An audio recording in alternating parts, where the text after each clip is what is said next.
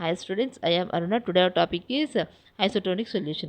Isotonic solution ఇది చాలా రిపీటెడ్గా ఎగ్జామ్ పాయింట్ ఆఫ్ వ్యూలో అడుగుతున్న క్వశ్చన్ అన్న very important question.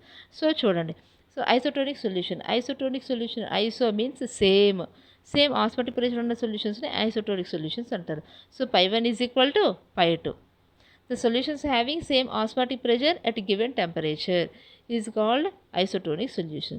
So isotonic solution అందుకే ఎగ్జాంపుల్ ఏం తీసుకున్నాం ఇక్కడ, blood is isotonic with saline. అంటే blood osmotic pressure, saline osmotic pressure రెండు కూడా ఈక్వల్ అవ్వాలి. అర్థమవుతుందా? అలాంటి సొల్యూషన్స్ని ఐసోటోనిక్ సొల్యూషన్స్ అంటారు. ఇక్కడ సెలైన్లో ఎన్జీసీఎల్ పర్సంటేజ్ ఎంత ఉందంటే 0.9% ఆఫ్ ఎన్జీసీఎల్ ఉంటుంది సెలైన్లో. అర్థమవుతుందనన్న.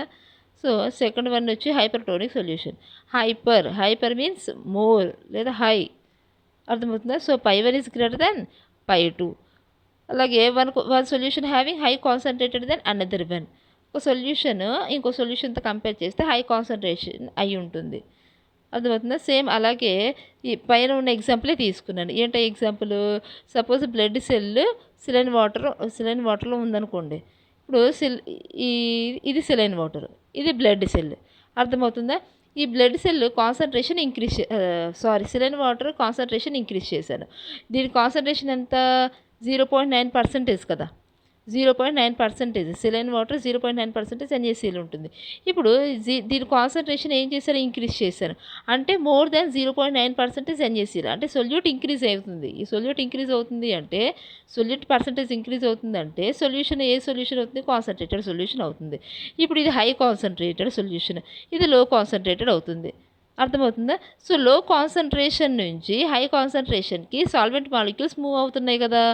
సో ఇప్పుడు బ్లడ్ సెల్ నుంచి సెలైన్ వాటర్లోకి సాల్వెంట్ మాలిక్యూల్స్ అనేవి బయటకు వస్తున్నాయి, సొల్యూషన్లోకి వెళ్ళిపోతున్నాయి. సో ఎప్పుడైతే సొల్యూషన్లోకి వెళ్ళిపోతున్నాయో బ్లడ్ సెల్ నుంచి సాల్వెంట్ మాలిక్యూల్స్, సైజ్ ఏమవుతుంది, సెల్ యొక్క సైజు డిక్రీజ్ అయిపోతుంది, ష్రింక్ అయిపోతుంది. అంటే ఇక్కడ స్టేబుల్గా ఉంటుందా, లేదు. సెల్ అనేది స్టేబుల్గా ఉండట్లేదు. అర్థమవుతుందా? సో అలాంటి సొల్యూషన్స్ని ఏమంటారు అంటే హైపర్టోనిక్ సొల్యూషన్స్ అంటారు. అలాగే థర్డ్ వన్ వచ్చి hypotonic solution. Hypo means less అంటే π1 ఈజ్ లెస్ దాన్ π2. అర్థమవుతుందా? So one solution having low concentrated then another one solution having low concentrated then another solution. అర్థమవుతుందా? సో సపోజ్ సేమ్ అదే example తీసుకున్నాను. ఇప్పుడు ఏం చేశానంటే పైన కాన్సన్ట్రేషన్ ఇంక్రీజ్ చేశాను, సెలైన్ వాటర్ కాన్సన్ట్రేషన్ ఇంక్రీజ్ చేశాను. ఇప్పుడు సెలైన్ వాటర్ కాన్సన్ట్రేషన్ డిక్రీజ్ చేశాను అంటే లెస్ దాన్ 0.9% ఎన్ఏసీఎల్ అయ్యింది.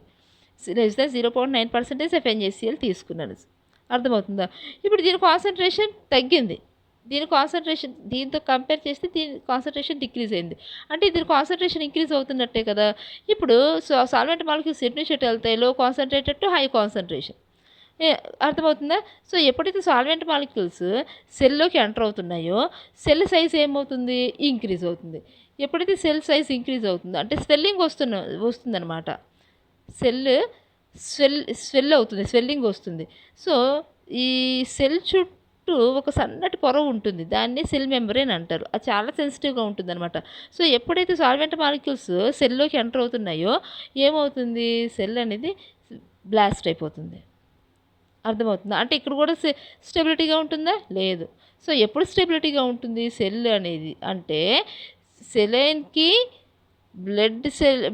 బ్లడ్లో ఉన్న బ్లడ్ సెల్కి ఆస్మాటిక్ ప్రెషర్ సేమ్గా ఉంటేనే అది ఎగ్జిస్ట్ అవ్వగలదు, సెల్ అనేది ఎగ్జిస్ట్ అవ్వగలదు, స్టేబుల్గా ఉండగలదు. సో అలాంటి సొల్యూషన్స్ని ఏమంటారు నాన్న, హైపోటోనిక్ సొల్యూషన్స్ అంటారు. అర్థమవుతుందా? Thank you for watching. ఈ వీడియో మీకు నచ్చినట్లయితే లైక్ చేయండి, షేర్ చేయండి, సబ్స్క్రైబ్ చేయండి.